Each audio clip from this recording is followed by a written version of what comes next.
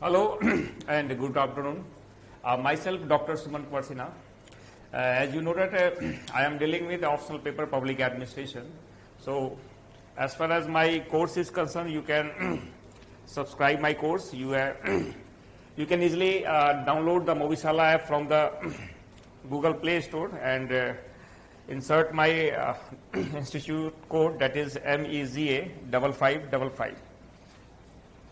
So, as you know that in previous class we have discussed the culture, the ecology and administration. So, we have already discussed that is the two aspects, that is the first one was social and second was the economical. Now is the third angle which is mentioned in your syllabus, that is administration and ecology, of cultural ecology. So, as far as the third topic is concerned, it is administration and culture. So, as you know that in ecological approach of study of public administration, we frequently use the term that is public administration is also a culture bound concept. In third Minobrook definition, it is also articulated by the in 2008 in Minobrook conference. Public administration is a culture bound concept. So, next ecology as far as the administration is concerned, today's discussion is the culture, that is administration and cultural ecology. As you know that since public administration is culture bound or shaped by its settings or its environment, it develops its own peculiar characteristics in different cultural areas or environment. As you know that when the culture is going to change from the one part of the globe to the another part of the globe, it is also impact upon the administration, and one culture of public administration is quite different from the another type of the public administration. It is only due to the cultural orientation, because the culture is changed from the one society to another society. So, public administration is also changed according to in its culture.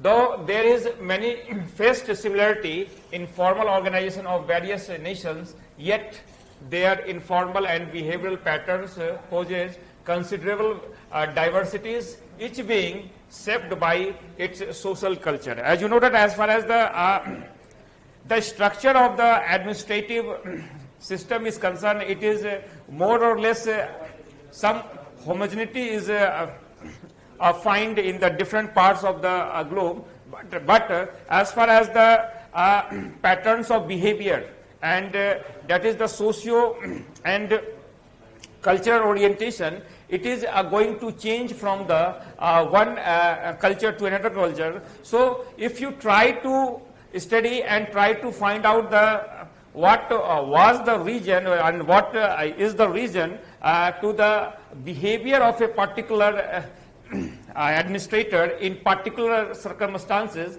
it is only due to the cultural aspect. So, patterns, its socio and cultural orientation and cultural values is going to change from one society to another society. So, as far as the behavioral patterns is concerned, it depends upon the cultural diversities, and as you know that each being shaped by its social culture. On account of the diversities, F.W. Ricks classified social structure into three types. That is, first one is the fused, second one is the prismatic, and third is the diffracted, and outlined the peculiar characteristics of administration in each of these categories. As far as the fused one is concerned, it is a undeveloped societies, and there is no any specification of the work. There is a task is done by the one agencies. As far as prismatic is concerned, it is between the fused and diffracted societies. That is, there is always a gap between the what theory said and what in actual circumstances practices have been done. So there is always a gap between that is the what should be and what is that is a difference between the theory and practice. And as far as the diffracted societies is concerned, diffracted societies is a very streamlined and very specialization is there. As you know that in previous classes we have already discussed why public administration and administration is so sophisticated in the developed countries, because its sophistication depend upon the streamlining of the work, and these streamlining of the work is reen by the also the cultural orientation, because culture is the inseparable part, that is the intangible part of the society. So it's only due to cultural orientation. Some examples as far as the cultural ecology is concerned, we now discussed the example of the administration of being culture bound. The first one in Africa. In Africa, we find a kinship organization or house societies in different cultures. Political relations are organized around membership of in corporately organized dwelling. As far as the African society is concerned, there is always a powerful kinship characteristics found in the Africa, and there is also a kinship organizations that is also known as the house societies, and in different culture and that political relations and organized around membership in corporately organized dwelling. So it is a very simple example as far as the African public administration and African organization is concerned. Why kinship organization is so important? Because the kinship is a very basic element as far as the African culture is concerned. So it is the basis of the administration also. As far as preference is given in the recruitment into service, the local people in northern Nigeria and the significant number of the southern Nigerians are dismissed, particularly Igbos. As you know that Igbos is a tribes in the Africa in the Nigeria, and preference is given to the recruitment into the service of the local people of the North Nigeria. As you know that North Nigeria is enjoying more and more presentation in the Nigerian public administration, and significant number of the southern Nigerian, as far as the southern Nigerians people is concerned, are dismissed, because the North Nigerian people is so important for the Nigerian public administration, and they have given upper hand, and particularly Igbos. Igbos is the main tribes which is very powerful as far as the public administration is concerned in Nigeria. So from the northern service, the reasons for this are both political and cultural. Why Igbos is given upper hand? It depends upon the two main reason is that first is the political and second one is the cultural. So as you know that the cultural factors and cultural ecology is going to define the public administration, and which tribal groups is given more and more representation and more significant important role in the Nigerian public service. It's only due to the cultural orientation, and it's only due to the political culture also.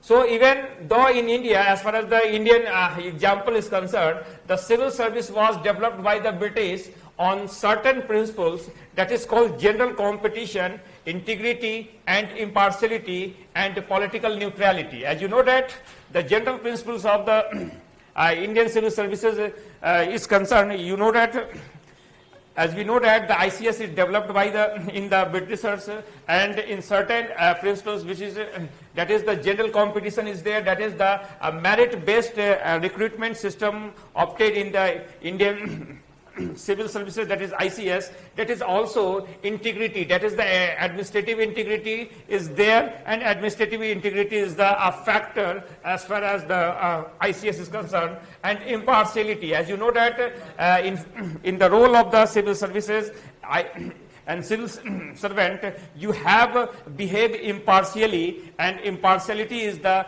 basic tenets of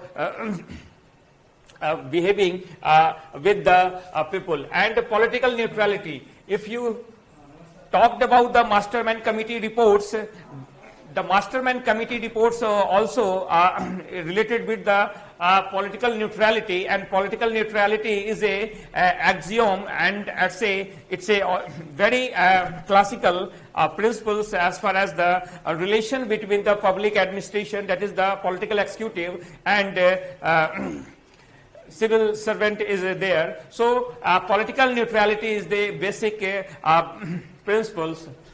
The nature and the role of the Indian bureaucracy cannot be understood in terms of these deal and norms. As you know that these norms are very formal in the nature, and the whole and soul behavior of the public administration is not going to understand effectively or scientifically by these formal principles, that is called integrity, impartiality, political neutrality, and general recruitment. So, but most be studied in terms of these ideals norms, but must be studied in terms of their social and cultural traditions and orientation. If you try to understand any particular behavior of any particular civil servant, it's scientifically studied, and its objective study is possible only due to its social and cultural tradition is going to studied by the researcher. Then you have find out why particular behavior is going to perform by the particular civil servant. So that is the social and cultural traditions in a very real manner to define the behavior and define its orientation towards the civil services and its decision making capability, and why and certain decision is going to made by a certain civil servant. So as far as even in the Western economically developed countries, which are often grouped into one category, that is the public administration has not developed and function in a uniform pattern.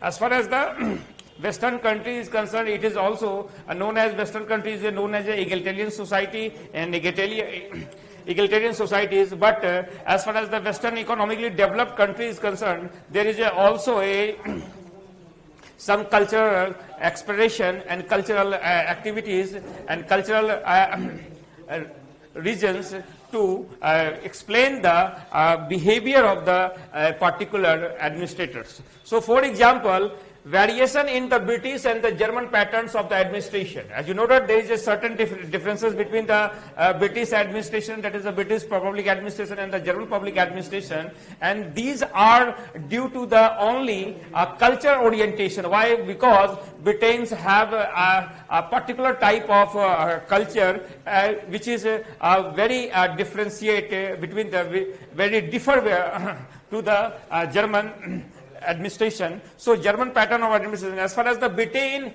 is the example of the entrepreneurial society. As you know that there is a common risk-taking instinct which is basically found in the British public administration. So entrepreneurial society, because entrepreneurship is a basic tenet of the British society and entrepreneurial society. So as far as the risk taking is concerned, as far as the quick decision making is concerned, as far as the managerialism is concerned, and as far as the individual concern is concerned, as you know that these societies are very admirer of the liberal ideology. So these type of characteristics found in the British Parliament, in which management tended to remain personal, taking decision through personal bargaining and negotiation rather than through a bureaucratic imposition of authority. So as you know that there is a personal negotiation is there is a personal bargaining is there, and there is no any bureaucratic imposition of authority, which is not frequently found in the British public administration. So next one is as far as the Germany is concerned.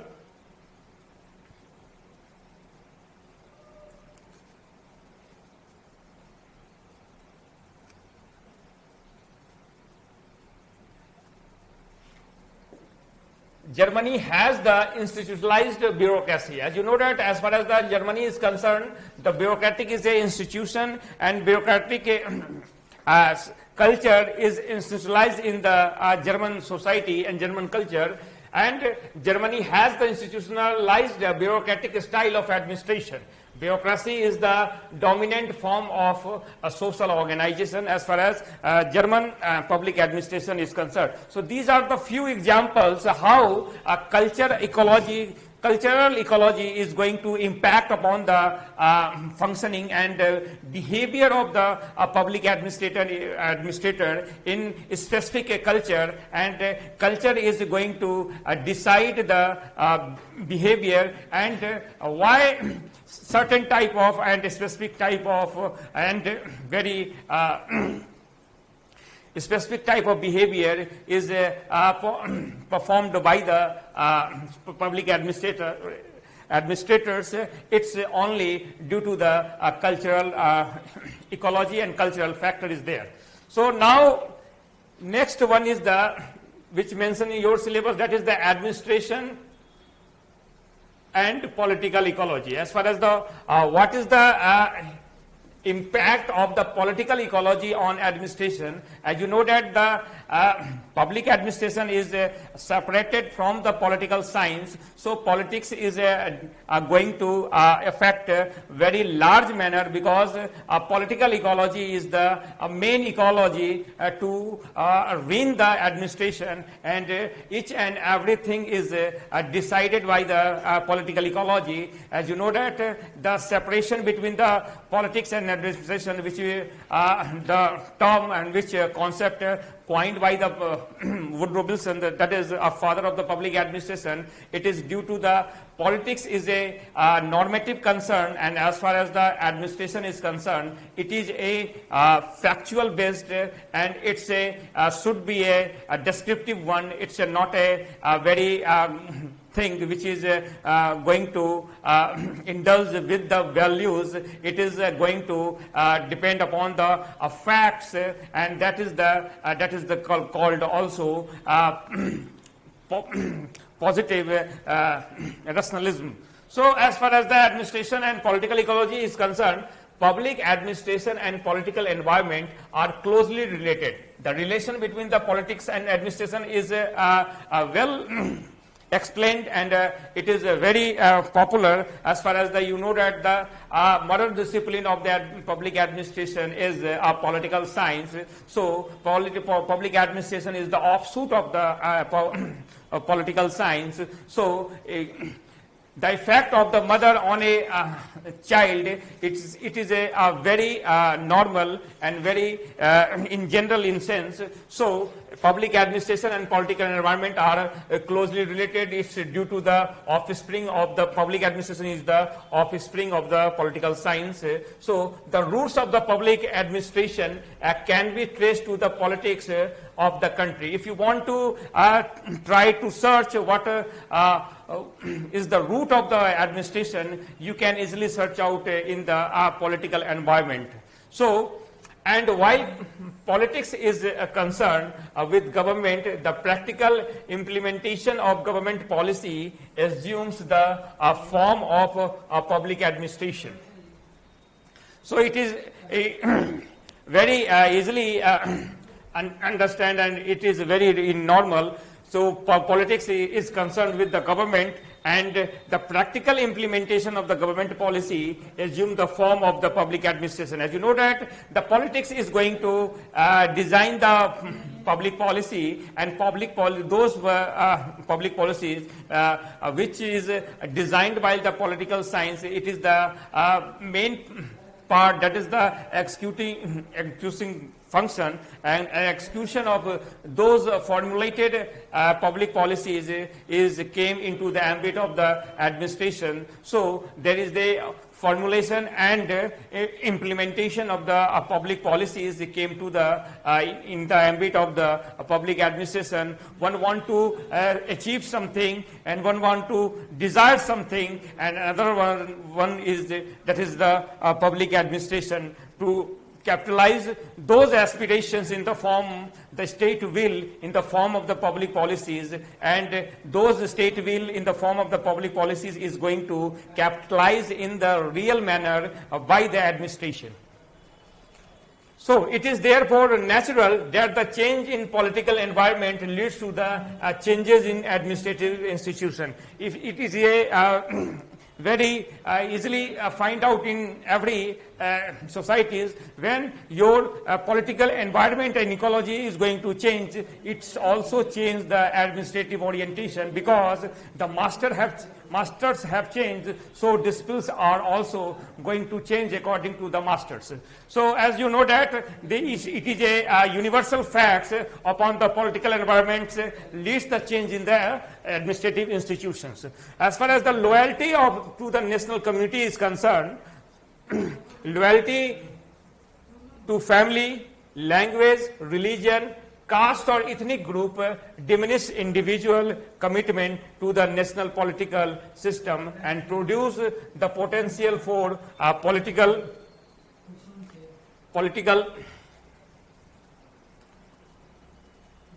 unrest and instability is concerned. So as far as the loyalty of the family, language, religion, caste or ethnic group diminish the individual commitment to the national political system and produce the potential for political unrest and instability. As you know that India is also a fragmented society, and there are lots of caste, lots of creed, lots of religion, and lots of faith is there, and lots of family which is very powerful family which is found in the society. So these type of identity in terms of the loyalty in terms of the family, loyalty in terms of the language, loyalty in terms of the religion, loyalty in terms of the caste, loyalty in terms of the ethnic group diminish the individual commitment to the national political system and produce the potential for the political unrest and instability. It is very clear when any internal division is there, when society is divided in the various fronts like language, fronts like caste, fronts like religion, it's not going to integrate in the manner of the national identity is there, and each and every public servant or public administrator behaving and working for its family, its language, and its religion, its caste, and its so and so front. So national integration and the national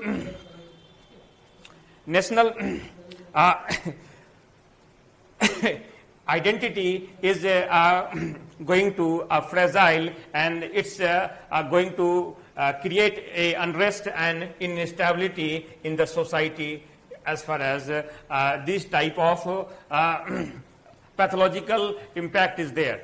Consequences for the public administration from a low level of national commitment. As far as these type of factors which is also found in the Indian administration, and it's all going to resultant in the form of a low level of the national commitment. The national commitment is very low, and that is the political commitment, that is the family commitment, that is the language commitment, that is the caste commitment, and that is the religion commitment is there. So its a bad impact upon the administration is that is the low level of the national commitment is found in the administration.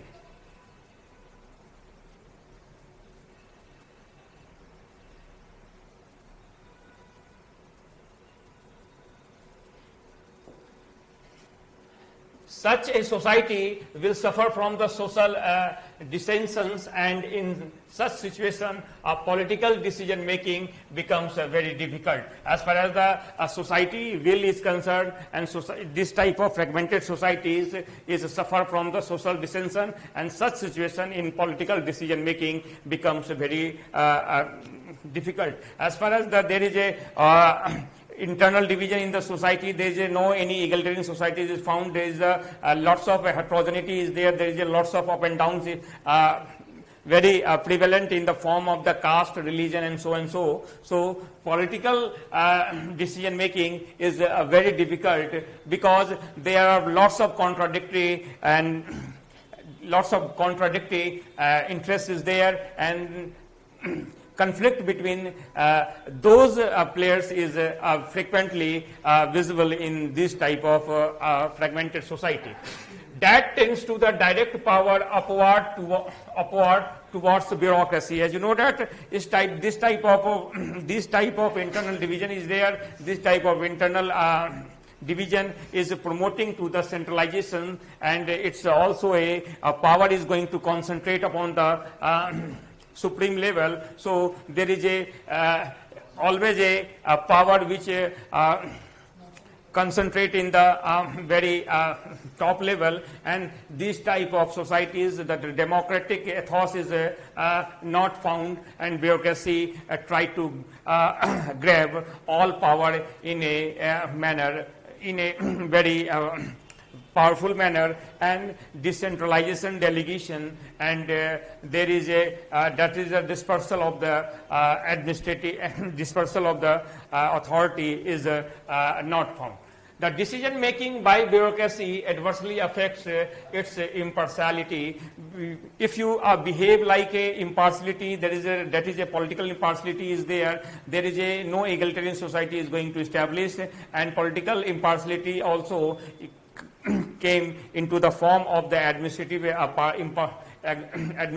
partiality. So if you want to the impartial behavior of the public administration, it's depend upon the political impartiality. If political impartiality is not found in any society, the administrative impartiality is also jeopardized. For example, in France, in the Fourth Republic, modern Italy, and the several developing countries fall in this category as far as the this type of society is concerned. As far as the equality and the public administration is concerned, as you know that the social equity and social equality is the bedrock, that is the bedrock theory for the public administration. That is the main basic character of the public administration, and that is the main expression of the public administration to behave a social equality in equality manner. So in a modern society, recruitment is based on equalitarian principle, that is ability or achievement of the individuals. As you know that there is a spoil system in America, there is a sales of the public offices in the France, but as far as the modern public administration and modern civil services is concerned in India, it is dependent upon the very objective and impartial recruitment process is there, and it's depend upon the ability, it's depend upon the merit. So whereas in a traditional society, the ascriptive criteria, as you know that Fred W. Dex also find out that ascriptive values in the fused society. So that is class, status, race, language, caste, etc. form the basis of recruitment into the public services.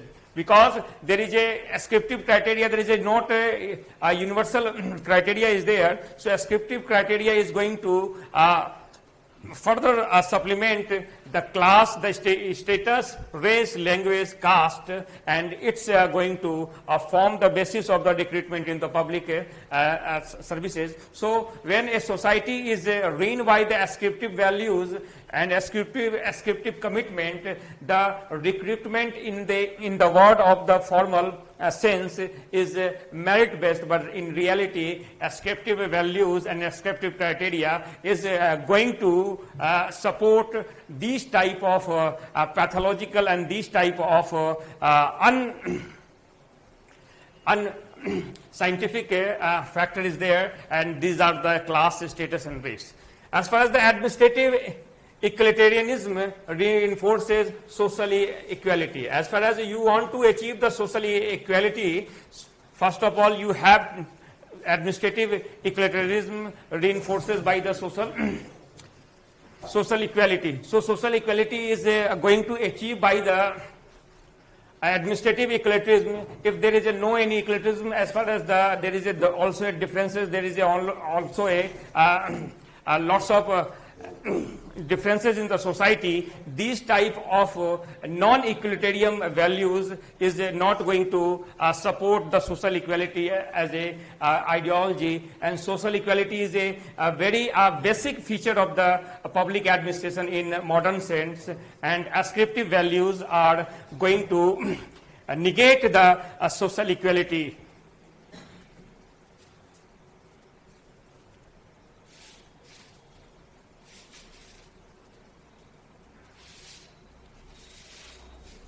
Next, on the other hand, in an environment of the social inequality, when preferences is given in order of rank, everyone strive to establish his hierarchical position, vice versa others. So that administrative procedure for rank ordering in society, as you know that this type of a fragmented society is there, so there is a preference is given, there is also a nepotism is found in the society, and these type of preferences is not going to elevate the principle of the social equity, and social equality is not assured by the public administration. That is the main drawback of the ascriptive values which is found in the Indian society also. As far as the Indian scenario is concerned, reservation in government services is like a affirmative actions, and which are going to elevate those sections of the society which is marginalized and which is not given egalitarian opportunity and equal opportunity for all, and these are based upon the, as you know that the Indian society is based upon the caste, and caste is going to badly harm those sections which is not in very powerful in society. So in India, in every era, capability and merit have been given pride of place, and even in the present times, this fact cannot be overlooked. As you know that in India, in every era, capability and merit have been given pride of place, and even in the present times, this fact cannot be overlooked. However, the fact has to be admitted that due to historical,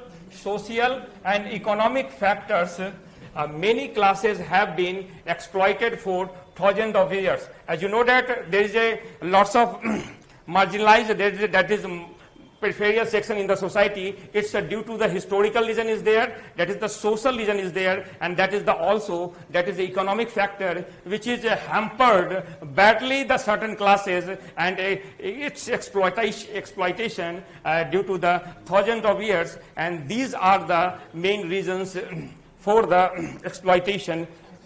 It is the responsibility of the modern government to give a proper place to these classes. As far as any discrimination in the society and discriminated in the other forms and discrimination on the other grounds, it is the pious responsibility of the government to eliminate this type of discrimination. As you know that certain articles of the Indian Constitution is also there to eliminate the discrimination in the society, and any type of discrimination based upon the caste, which is a very punishable offense, and lots of process and lots of procedure is going to established. In Constitution, makers have provided reservation in government and semi-government services to scheduled caste, scheduled tribes, and have also allotted reserve seats for them in the legislature. As you know that there is a seats reserved for the SC and ST in the ST and SCs in the Indian Parliament is also reserved for the SC STs seats in the state legislative. So, as a result of such reservation, certain lower caste classes have come up and are slowly awakening. As you know that we opted the reservation system for an affirmative action is there, and affirmation is that these type of sections of the society, that is the classes and community of the society in the forms of the SC and STs have got his elevation due to the reservation policy.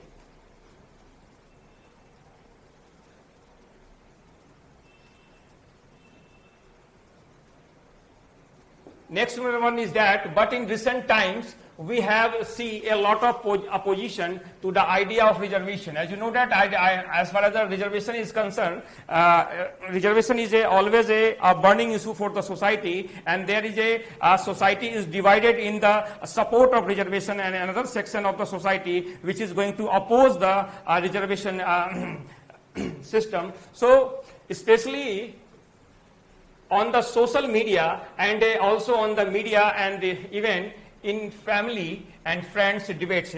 As you know that reservation is a very hot topic for any discussion. As far as the social media is concerned, there is also a family debate is there. So reservation is the very hot cake for the debate on all type of platform. So independent beneficiaries are still left out. As you know that the trickle-down theory of the reservation is not still achieved. The some person of the certain groups and community is going to more and more benefited by the reservation policy, but there is not a trickle-down theory which is the main content and the main orientation of the reservation policy is not achieved in real manner till now. Rich beneficiaries, fake beneficiaries due to corruption, etc.